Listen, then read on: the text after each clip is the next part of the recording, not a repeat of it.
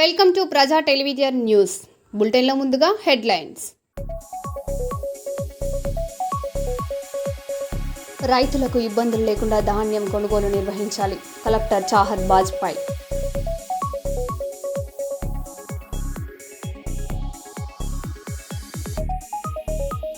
కాబోయే వధువరులకు బంగారు తాలిబొట్లు, పట్టు వస్త్రాల పంపిణీ.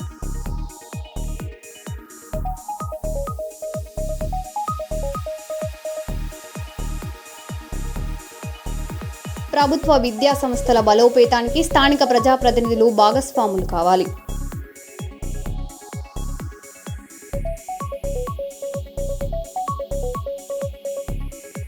విజయవాడలో పేలుడు, ఏసీపీ ఇంట్లో ఘటన.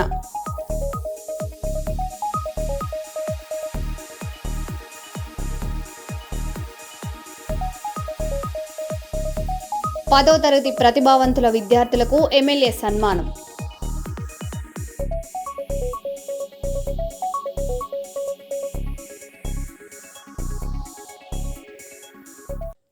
ఇక వివరాల్లోకి వెళ్తే, మంచిర్యాల జిల్లా సారంగపల్లిలో మందమరి పోలీసులు భారీ కార్డన్ సెర్చ్ నిర్వహించారు. వాహనాల తనిఖీల్లో పత్రాలు లేని 35 వాహనాలను సీజ్ చేశారు. అనంతరం సైబర్ నేరాలపై ప్రజలకు అవగాహన కల్పిస్తూ అనుమానాస్పద లింకులు క్లిక్ చేయవద్దని, మోసాలకు గురైతే 1930కు ఫోన్ చేయాలని సూచించారు.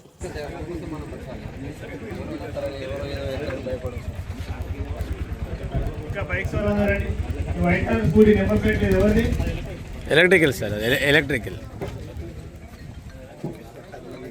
Passion Pro black colour Passion Pro number plate లేదు. 2014లో మళ్ళీ ఇంకా కూడా రిజిస్ట్రేషన్ చేయలేదు. త్వరగా భయపడి చాలా రిస్క్, మీకు రిస్క్, మీ అవతల యాక్సిడెంట్ అయితే వాళ్ళకు రిస్క్. ఎవరిది బండి రాకపోతే తీసుకొని వెళ్ళిపోతాం. బ్లాక్ కలర్ ప్యాషన్ ప్రో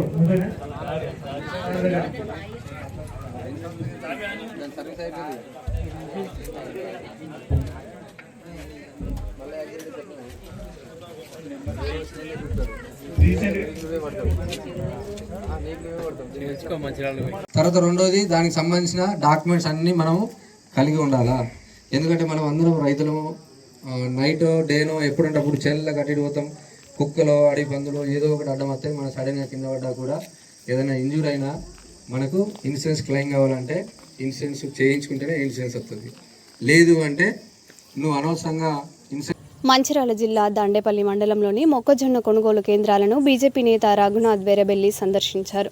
బార్దాన్ కొరతతో రైతులు ఇబ్బందులు పడుతున్నారని, ప్రభుత్వం సమయానికి సరఫరా చేయలేదని విమర్శించారు. కొనుగోలు కేంద్రాల్లో నిల్వలు పెరిగినా లారీలు లేక రైతులు నష్టపోతున్నారని ఆవేదన వ్యక్తం చేశారు.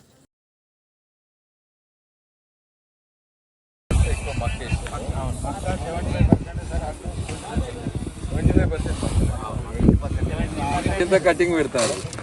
కటింగ్ లేదు,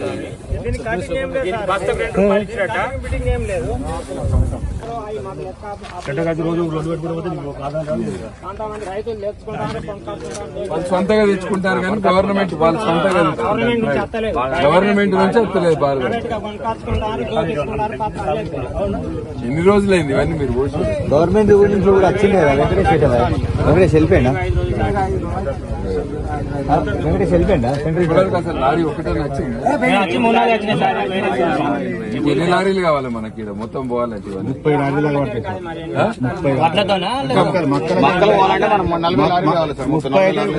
అయితే కంపల్సరీ పడుతుంది. బార్దాను వస్తుందని రోజు రేపొస్తుంది రేపొస్తుంది రేపొస్తుంది అని 15 రోజులు అయింది వీళ్ళది.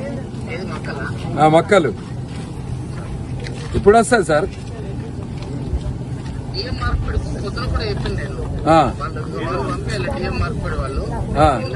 రాత్రి మాట్లాడినా పొద్దున మాట్లాడినా 10 గంటలకు వస్తుందట. 10 గంటలకు వచ్చే వరకు 3 గంటల వరకు అయిపోతుంది, కొంచెం ఇబ్బంది అవుతుంది అన్నాడు. నేను మళ్ళీ మాట్లాడి ఇప్పుడు ఒకసారి మాట్లాడి నాకు అప్డేట్ చేయండి. వీళ్ళు పాపం రైతులు వీళ్ళు కొట్లాడుకొని కేసులు పెట్టుకునేదాకా పోతారు. మీరు బార్దాన్ చక్కగా అందిస్తే ఈ పరిస్థితి వస్తుండేనా మక్క రైతులకి?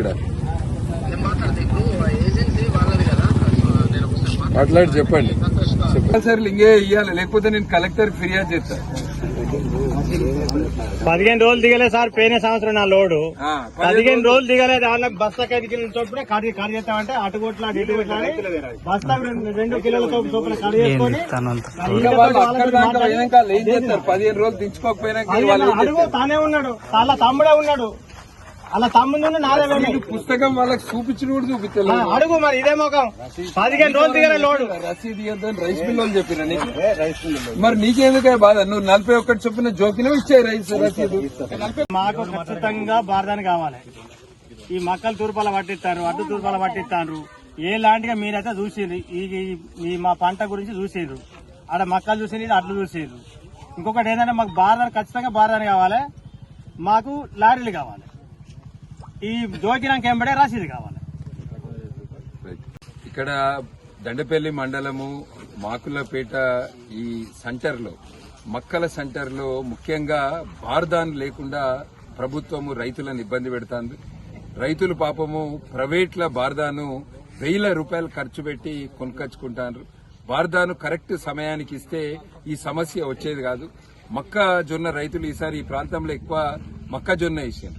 ఈ రైతులందరూ కూడా దాదాపు నెల రోజుల నుంచి ఈ ఇక్కడ ఉన్న సబ్ సెంటర్ లో కుప్పలు పోసుకొని ఉన్నారు. ఇక్కడికి బార్దాన్ లేదు, లారీలు వస్తాయి. ఇవాళ పాపం వచ్చిన కొంచెం బార్దాన కొరకు ఇవాళ రైతులు కొట్లాడుకొని కేసులు పెట్టుకునే పరిస్థితి వచ్చింది. ప్రభుత్వము సరి అయిన సమయంలో బార్దాన్ అందరు రైతులకు అందిస్తే ఈ పరిస్థితి వచ్చేది కాదు. ఇవాళ ఈ పరిస్థితి కారణం ప్రభుత్వమే. కాంగ్రెస్ ప్రభుత్వము బార్దాను సరి అయిన సమయంలో అందిస్తే ఈ పరిస్థితి వచ్చేది కాదు. మొక్కజొన్న రైతులందరూ కూడా ఇట్లా కొట్లాడుకొని రోడ్ల మీదకి వచ్చి కేసులు పెట్టుకునే పరిస్థితి రాకపోతుండే. ఇప్పుడు కూడా మాట్లాడినా, ఇప్పుడు మాట్లాడితే కూడా ఇంకా అధికారులకు తెలియదు ఎప్పుడు బార్దాన్ వస్తుందని. ప్రతిరోజు రేపొత్తది అని చెప్తారు. మొక్కజొన్న రైతులకు వెంటనే బార్దాను సప్లై చేయాలి. అదేవిధంగా ఇక్కడ వడ్ల కొనుగోలు కేంద్రం దగ్గర ఇక్కడ రైతులకు రసీదు ఇస్తలేరు. కలెక్టర్ ఏమో రసీదు పుస్తకాలు అన్ని కొనుగోలు కేంద్రాలకు పంపినామంటారు. అందరు రైతులకు రసీదులు ఇస్తామంటారు. ఇక్కడ రైతులకు రసీదు ఇస్తలేరు. రైస్ మిల్లుకు పోయినాక మళ్ళా 43, 44 చొప్పున కట్టింగ్ పెడతారు. ఎంత చెప్పినా కూడా ప్రభుత్వ అధికారులలో మార్పు వస్తలేదు. ఖచ్చితంగా రైతుకు కాంటా పెట్టినప్పుడే రసీదు ఇవ్వాలి. మూడో సమస్య లారీలు రాక. వర్షం పడుతుందని రైతులు భయాందోళనకు గురవుతారు. లారీలను వెంటనే పంపించాలి. ఇక్కడ ఉన్న మొక్కజొన్న కావచ్చు, ఇక్కడ ఉన్న వడ్లు వెంటనే ఇక్కడి నుంచి కొనుగోలు చేసి తీసుకుపోవాలని మేము భారతీయ జనతా పార్టీ తరఫున డిమాండ్ చేస్తున్నాం. నంద్యాల రైల్వే స్టేషన్లో గుంతకల్లు మార్కాపురం పగటిపూట ప్యాసింజర్ రైలును ఎంపీ డాక్టర్ బైరెడ్డి శబరి ప్రారంభించారు. రైలు ప్రయాణికులకు ఆధునిక వసతులు, తక్కువ ఛార్జ్, సురక్షిత ప్రయాణమే లక్ష్యమని తెలిపారు. నంద్యాల రైల్వే స్టేషన్ను విమానాశ్రయం తరహాలో అభివృద్ధి చేస్తున్నామని, 24 కోట్లతో ఆధునీకరణ పనులు కొనసాగుతున్నాయని పేర్కొన్నారు.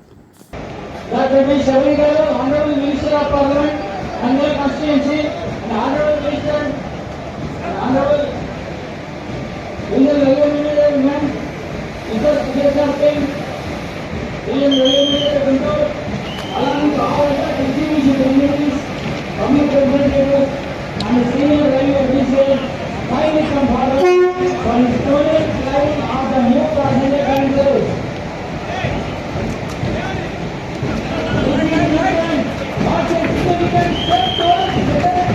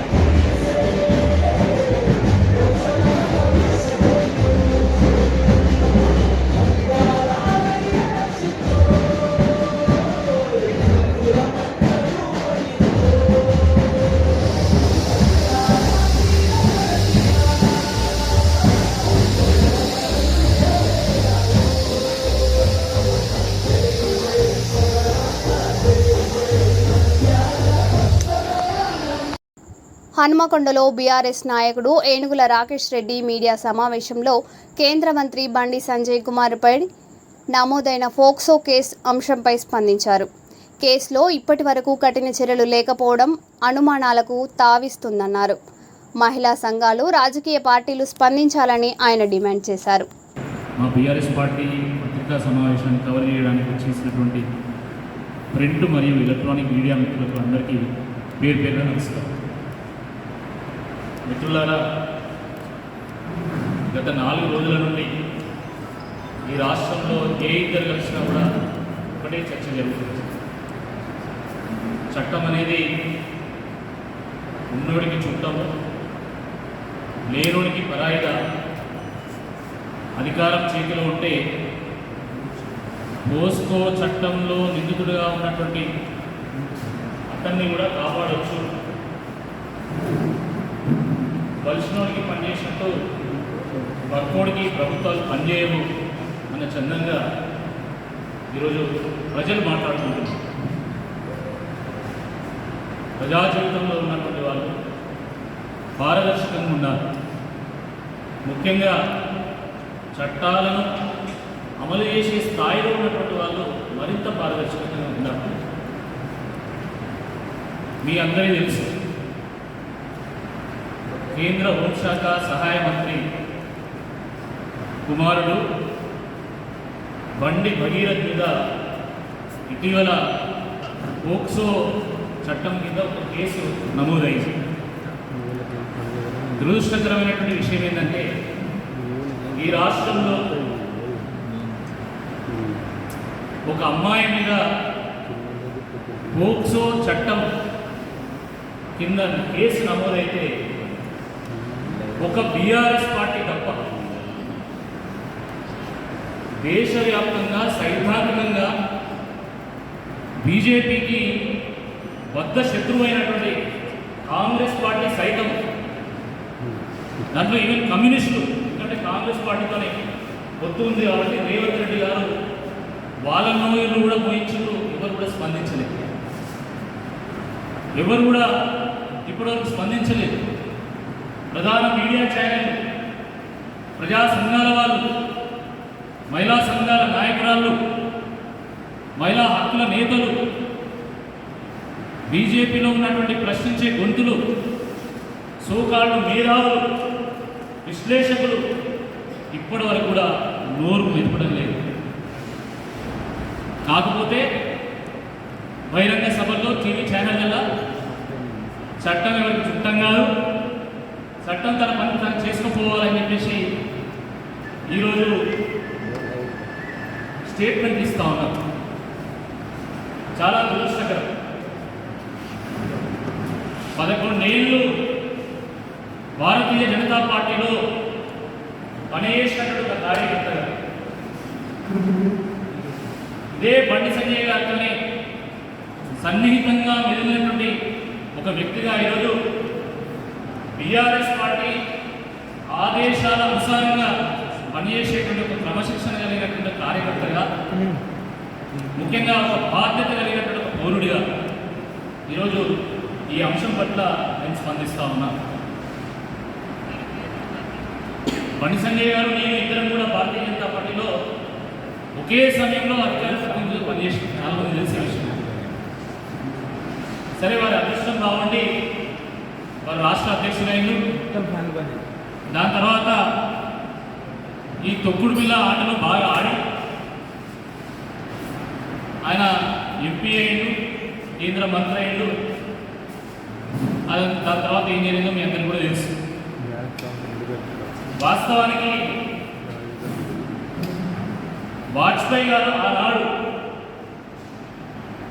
మొదటిసారి వారు ప్రధానమంత్రి అయిన తర్వాత, దాని తర్వాత రెండోసారి ప్రధానమంత్రి అయిన తర్వాత, ఆ రోజు ఒక్క ఓటుతోని తన ప్రధానమంత్రి పదవి పోతుందని తెలిసి కూడా గడ్డిపోచలాగా హవాలా కుంభకోణంలో అద్వానీ గారి మీద ఆరోపణలు వచ్చినప్పుడు ఆయన ఒక స్టేట్మెంట్ ఇచ్చిన, హిస్టారిక్ స్టేట్మెంట్. రాజకీయ నాయకులకు కర్తవ్యాన్ని బోధించేటువంటి స్టేట్మెంట్ ఈనాటికి కూడా.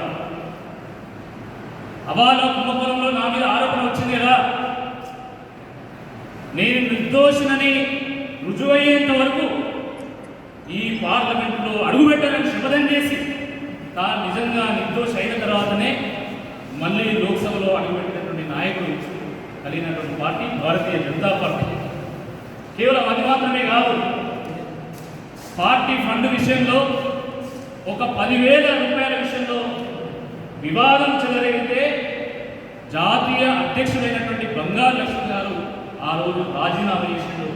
అలాంటి పార్టీ భారతీయ జనతా పార్టీ. మరి అలాంటి పార్టీని ఈ పార్టీ విత్ డిఫరెన్స్ అన్నారు. ఎవరు పార్టీ కార్యకర్తలు కాదు, ప్రజల నుంచి అభివృద్ధి. మరి అటువంటి భారతీయ జనతా పార్టీ ఈరోజు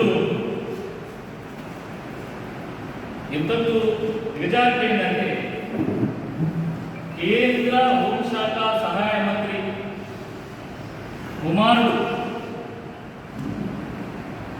ఆయన తప్పిపోయిండు, ఆయన ఆచూకీ తెలపండి అని చెప్పి రాష్ట్ర వ్యాప్తంగా అన్ని వీధుల్లో పోస్టర్లు వెలిసేంత వరకు దిగజారిపోయింది.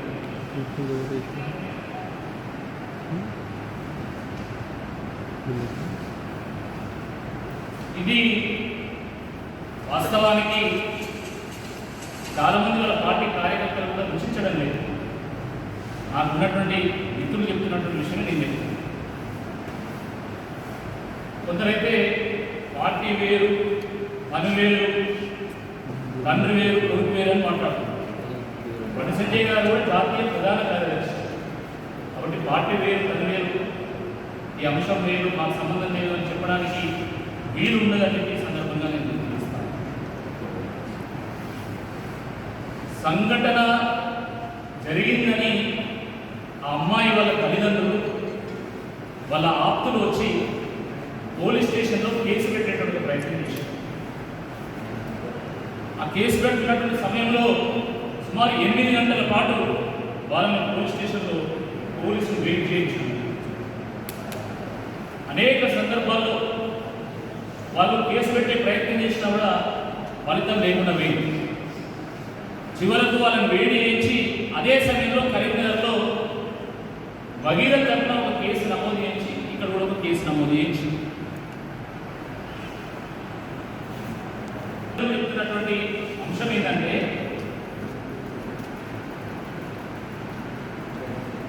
బండి సంజయ్ గారు నేరుగా ఆ అమ్మాయి తల్లిదండ్రులతో మాట్లాడి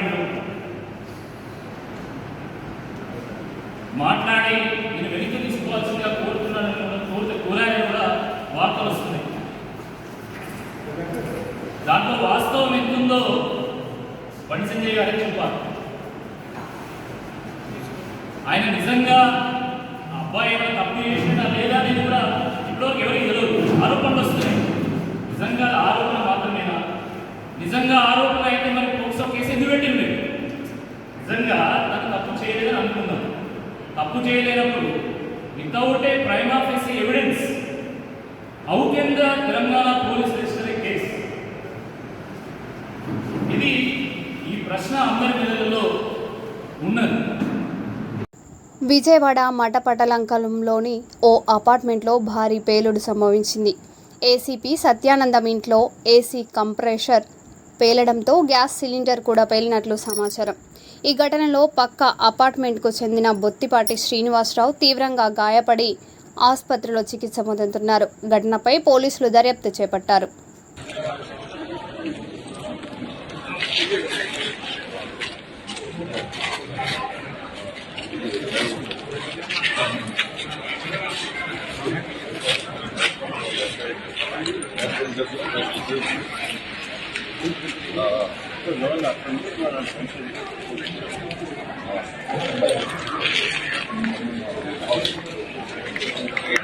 అయిపోయింది చేసి చెప్పండి. చేశారు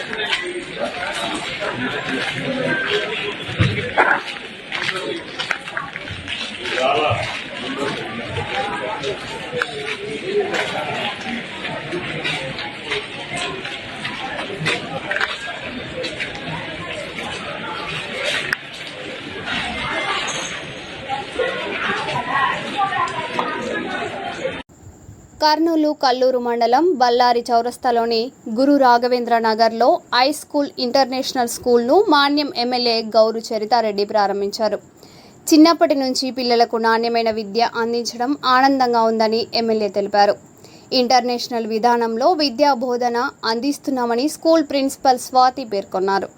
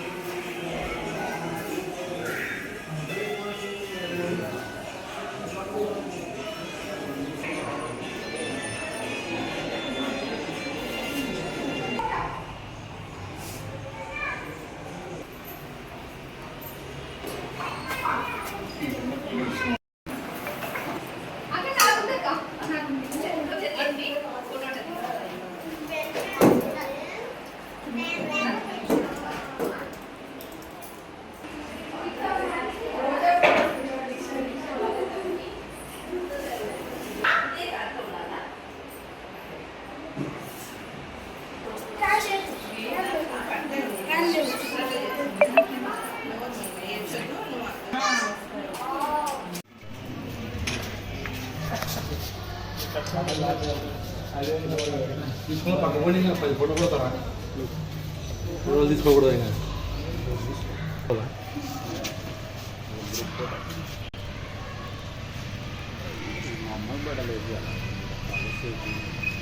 రాడు కదా.